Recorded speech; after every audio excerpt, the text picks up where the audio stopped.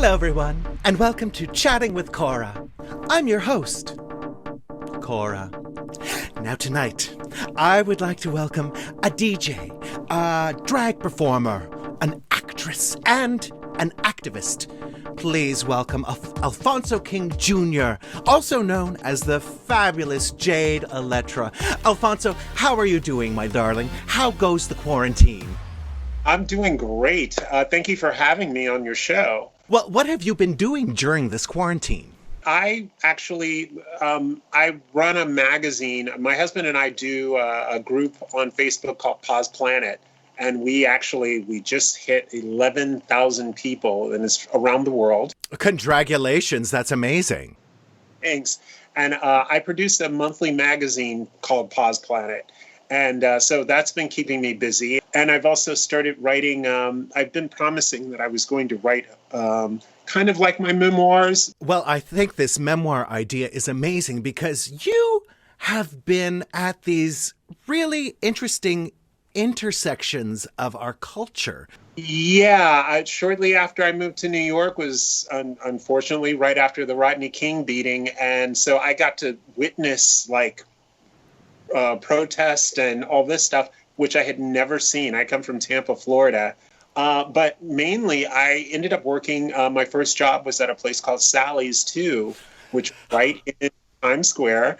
And the people who worked there were Dorian Corey and Angie Extravaganza, and Octavia St. Laurent would come and do guest spots. And it was an amazing thing. I had sort of kind of gotten inspired to go to New York after seeing Paris is Burning, and to actually move there and end up being downstairs neighbors from Paris Dupree was unreal. So I was in the middle of all of this. And then the person who took me in was the electrifying Grace. She wasn't a ballroom person, but everyone knew her in Times Square.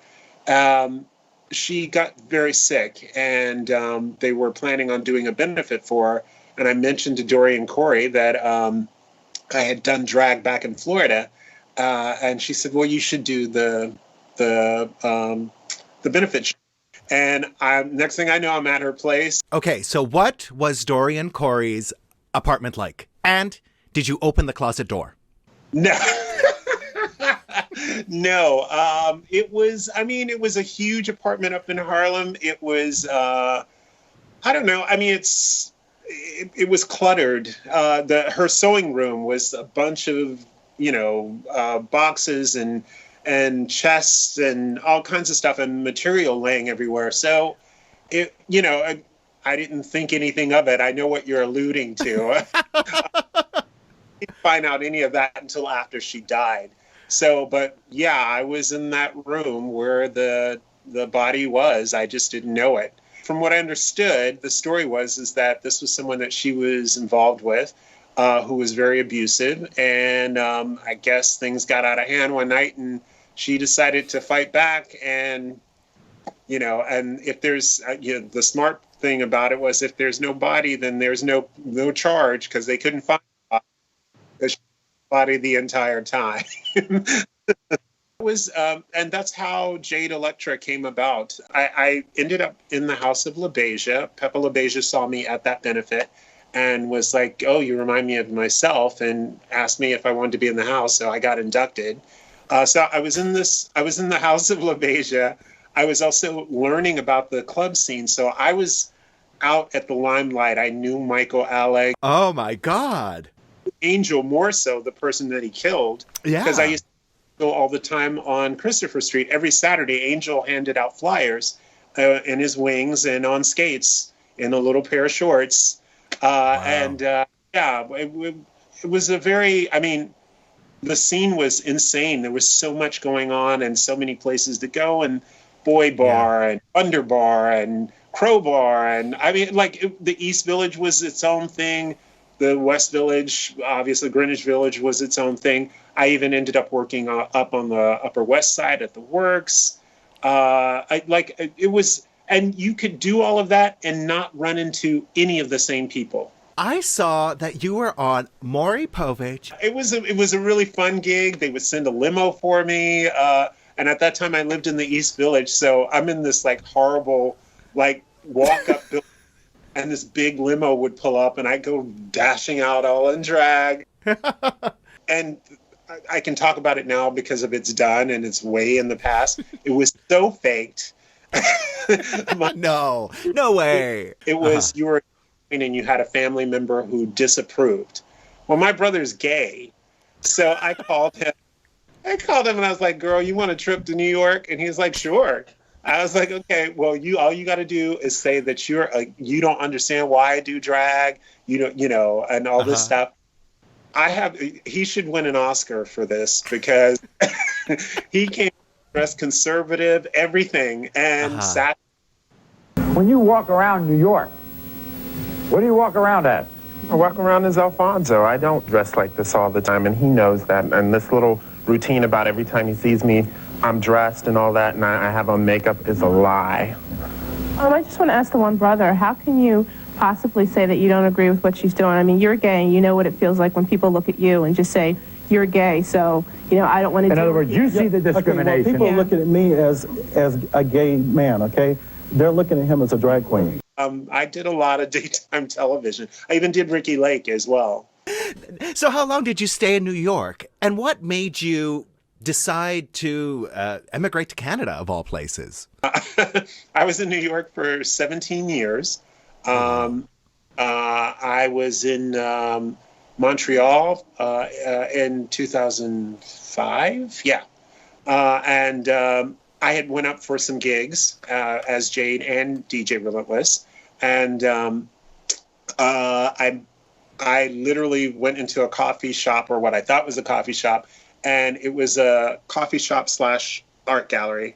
There was a show going on, and I'm looking around and I see this piece that's an ass with a rash on it.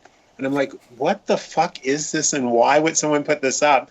And I'm talking to this guy who's standing there, and he's laughing at me as I'm talking, whatever. Well, it turns out it was his piece of work. And that turns out to be the person I'm married to today. That's amazing.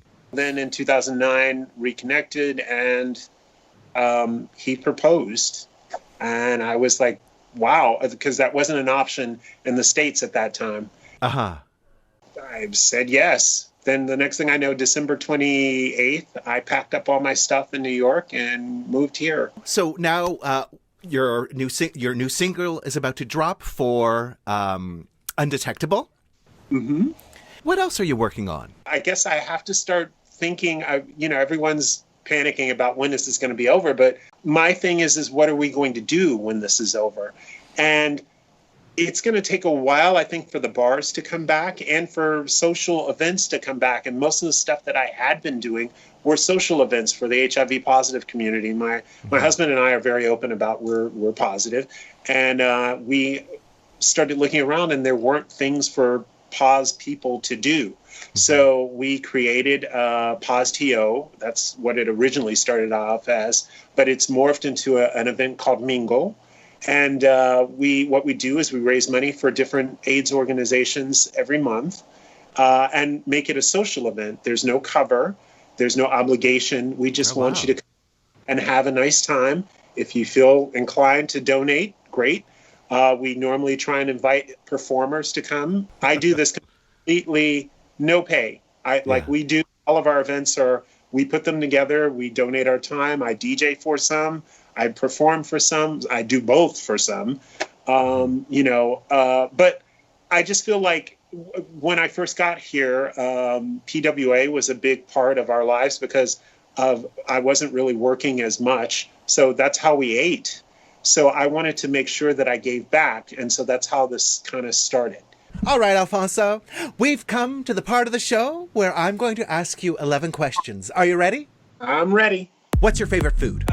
Pizza. What's your favorite movie? Imitation of Life. Favorite musical person or group? Billie Holiday. What's your favorite podcast? I don't really listen to them. You're not the only one. Now, how are you feeling in your quarantine time? Believe it or not, optimistic. When this quarantine is over, what's the first thing you're going to do? Find a place to DJ. If we were to go on a date, Where would you take me and what would we do? I am a big fan of comedy movies, so I would probably want to go and see a comedy. Are you an gold star gay? Oh, no. What's your favorite sexual position? Top.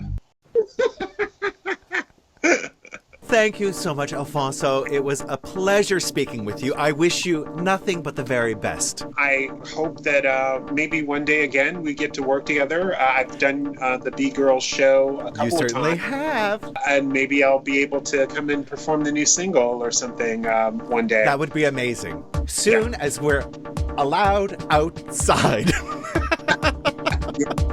Thank you. Thank you for chatting on Chatting with Kora.